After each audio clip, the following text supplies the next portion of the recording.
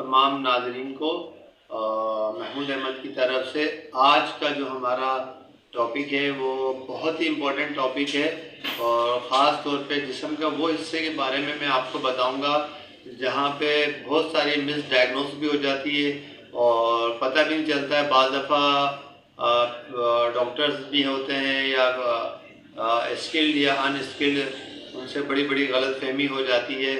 तो जो ये सबसे अहम जो हिस्सा है, जैसे मैं आपको अपना कोट खोल के दिखा रहा हूँ, ये जो सीने की जो नरम हड्डी है, ये जो एरिया है ये सारा नाभ से ऊपर और ये नरम हड्डी के बाद का जो एरिया है, क्योंकि यहाँ पे मैदा भी है और ग़िज़ा की नाली भी है, ये थोड़ा सा यहाँ पे दिल है, उल्टे हाथ पे यहाँ दिल है, ठीक है। और इसके नीचे ही लबलबा है, तिल्ली है, इसके दाएं जानिब जो है लीवर है और पित्ता है यहाँ पर और छोटी आंत है, ठीक है। तो ये बहुत ही इम्पोर्टेंट जगह है।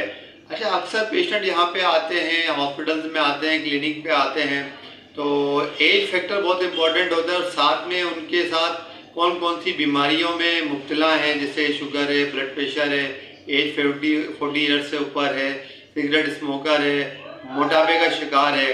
तो अगर कोई ऐसा पेशेंट आ रहा है और यहाँ पे पेन आ रहा है, यहाँ पे बता रहा है डॉक्टर साहब पेन हो रहा है, तो हमेशा इस तरह की मिस डायग्नोस हो जाती है। ज़रूरी नहीं कि दिल का जो पेन है, क्लासिकल जो दिल का जो हार्ट अटैक होता है वो लेफ्ट पेन से लेफ्ट शोल्डर पे, लेफ्ट साइड पे और ये inner aspect of the hand यहाँ तक रेडिएट करता है, ठीक है। अगर मेजर हार्ट अटैक हो तो उसका दौरानिया 30 मिनट से ऊपर होता है। अगर माइनर हार्ट अटैक हो, जिसे एंजाइना पेक्टोरस कहते हैं, तो वो लेस देन 30 मिनट्स होता है, लेकिन वो दवाइयाँ भी उसको रिस्पॉन्स कर रही होती हैं जो अर्जेंट मेडिकेशन दी जाती है।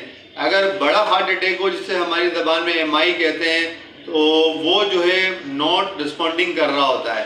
तो फिर उसमें हॉस्पिटल में जाके कार्डियो में बड़ी ट्रीटमेंट होती है, थ्रोम्बोलाइटिक एजेंट होते हैं और बड़े पेन किलर होते हैं, मॉर्फिन वगैरह लगाई जाती है और पेशेंट की जान बचाने की भरपूर अंदाज से कोशिश की जाती है।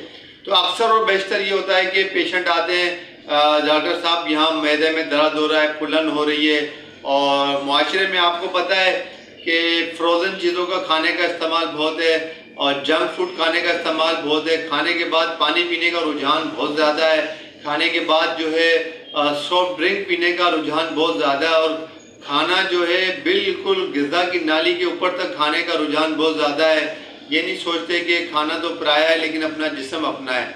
और मेडिकल के लिहाज से भी और तिब्बी लिहाज से भी और सुन्नत के लिहाज से भी मैदे का एक हिस्सा जो है वो खाली होना चाहिए हवा के लिए, और खाने के बाद पानी नहीं पीना चाहिए, जो कि हमारे यहाँ आम तौर पे बहुत ज़्यादा पिया जाता है।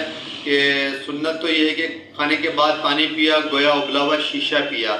इतना ख़तरनाक आपको वो पानी बॉडी में असर दिखाता है, जैसे कि उबला हुआ शीशा इंसान पी ले, वो जो नुकसान पैदा होते हैं जिस्म में, वो सिमिलरली पानी काम सर अंजाम देता है। इसी तरीके से अगर पहले पिएंगे तो वो सोने की मानंद है, खाने के दरमियान में आप पानी पिएंगे तो वो चांदी की मानंद आपको काम करेगा। तो इस तरीके से हमारे यहाँ सोसाइटी में आम कल्चर ये है कि रेस्टोरेंट में, घरों में खाने के फ़ौरन बाद पानी पी लिया जाता है और फिर लेट लिया जाता है और वॉक का इंतज़ाम नहीं करते हैं खाने के बाद, ख़ास तौर पे रात के खाने के बाद। दोपहर के खाने के बाद तो कैलुला करना बहुत ज़रूरी है। तो और इसी वजह से बाज़ दफ़ा पेशेंट बड़ा होता है, तो हमारी भी प्रैक्टिस में आया है कि यहाँ पे पेन हो रहा है, लेकिन तजर्बे की बुनियाद पे हमें ऐसा लगा कि हार्ट अटैक है, तो हमने उसकी ECG भी करवाई, दिल के एंजाइम भी करवाए, ट्रोपाई करवाया, तो हार्ट अटैक भी निकला है। ऐसे लोगों के भी जो कि 25 साल के थे, 30 साल के थे, 35 साल की एज के थे, इवन ये कि सिगरेट भी नहीं पीते थे। अगर पेशेंट की उम्र 35 साल है, 30 साल है, ओबेसिटी का शिकार है और पेन बहुत शिद्दत का है, जो रूटीन की ट्रीटमेंट होती है, जैसे राइजिक का इंजेक्शन है, टोराडोल का इंजेक्शन है, ठीक है, ये आपने उसको दे दिया है कॉकटेल मिला के, और फिर भी पेशेंट को पेन रिलीफ नहीं हो रहा है, तो और मुमकिन है कि उसको हार्ट अटैक हो, सही है, मुमकिन है कि उसको पित्ते में पथरी हो, पित्ते की पथरी का भी दर्द जो है वो बाज़ दफ़ा रेडिएट करता है पीछे बिल्कुल इसके, और शोल्डर पे भी आता है और वोमिटिंग भी ज़्यादा होती है।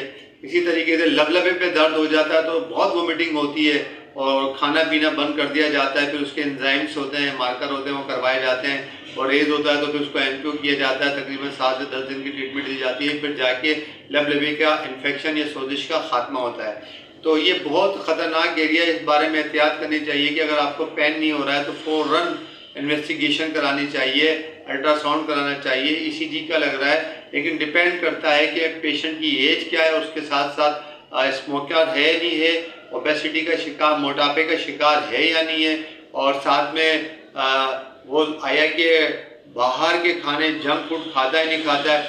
इन तमाम चीज़ों को मद्देनज़र रखते हुए पेशेंट को आराम नहीं आ रहा है तो रिलीवेंट इन्वेस्टिगेशन करवाना बहुत अहम है। इससे भी कई पेशेंटों की जान बचाई जा सकती है। बाज़ दफ़ा पेशेंट जो है, ख़ासतौर पर डायबिटीज़ के पेशेंट है, दर्द यहाँ आ रहा है, एपिगैस्ट्रियम में आ रहा है, मैदे की जगह पे आ रहा है, हार्ट अटैक निकल आता है। वो सारे पेशेंट हमारी प्रैक्टिस के अंदर ही मर गए। अस्पताल में हमने देखे कि आ रहे होते क्योंकि उनको पेन लेस होता है, थोड़ा से घबराहट हो रही होती है या सांस लेने में दिक्कत हो रही होती है, बहुत शदीद पेन होता है, लेकिन वो ईसीजी कराते हैं, दिल के एंजाइम्स कराते हैं, केमिकल करवाते हैं, तो पता चलता है बहुत बड़ा एमआई है और फिर वो हार्ट फेलियर पे चला जाता है, काम करना छोड़ देता है, पेशेंट सीसीयू में पहुंच जाता है, हाई इंटेंसिव यूनिट में, और बाज़ दफ़ा पेशेंट जानबदार नहीं होता, अपनी जान से हाथ धो बैठता है। तो हमेशा याद रखिए कि अगर बच्चा है 20 साल से नीचे का भी है, उसको पेन रिलीव नहीं हो रहा है, उसकी फैमिली के हिस्ट्री के अंदर है हार्ट अटैक और वो दर्द यहाँ बता रहा है, ठीक है, और तो अल्ट्रासाउंड कराना भी ज़रूरी है, दीगर मार्कर कराना भी ज़रूरी है, लबलबे के मार्कर भी कराना ज़रूरी है, ईसीजी भी करवाने में कोई हर्ज नहीं है, ताकि तमाम जो लाइफ थ्रेटनिंग ख़ासतौर पे दिल का जो मामला है उसको खारिज कर दिया जाए दिल के ईसीजी से और दिल के ट्रोपोनिन आई टेस्ट के ज़रिए। तो ये सारी चीज़ें थी। और खाने पीने में ख़ास तौर पे आजकल तो बड़ी वीडियो सोशल मीडिया पे चल रहा है कि समोसे नहीं खाएं और पकौड़ा नहीं खाएं। देखिए, खाना खाना चाहिए, कोई ऐसी चीज़ें नहीं है कि जो आपको कैंसर में मुब्तला करते हैं। ये है कि मयारी खाना होना चाहिए और हाइजीनिक होनी चाहिए ख़ास तौर पे। और सरसों का तेल इंसानी जिस्म के लिए मुफीद है, उसमें बना के खाए जा सकते हैं, पकौड़े भी हैं, दही बड़े भी हैं, और समोसाज हैं, ये भी जो है खाए जा सकते हैं। लेकिन हाइजीनिक का देखभाल करना बहुत ज़रूरी है कि आया कि वो ओपन स्पेस पे बन रहे हैं, चूँकि उस पर भी जरासीम लग जाते हैं जिसकी वजह से डायसेंट्री वगैरह हो जाती है। तो इस हवाले से भी ख्याल रखें, खाएँ और मयारी चीज़ें खाएँ और सफाई सुथराई का ख्याल देखें, हाइजीनिक कंडीशन देखें। समोसे भी खा सकते हैं हस्ब ज़रूरत, और कभी इंसान का दिल चाहता है खा सकता है, पकौड़े भी इंसान का दिल चाहता है खा सकता है, लेकिन हाइजीनिक कंडीशन, सफाई सुथराई और इस चीज़ों को ख़ास तौर पे गौर से देखना चाहिए। तो उम्मीद करता हूँ कि मेरी ये वीडियो आज की आपको पसंद आई होगी। अगर पसंद आई है तो वीडियो को लाइक भी कीजिएगा और इसको शेयर भी कीजिएगा और चैनल को सब्सक्राइब करना नहीं भूलिएगा। आइंदा दोबारा फिर एक नई वीडियो के साथ मुलाकात होगी। जब तक के लिए डॉक्टर महमूद को दीजिए इजाज़त। अल्लाह हाफ़िज़।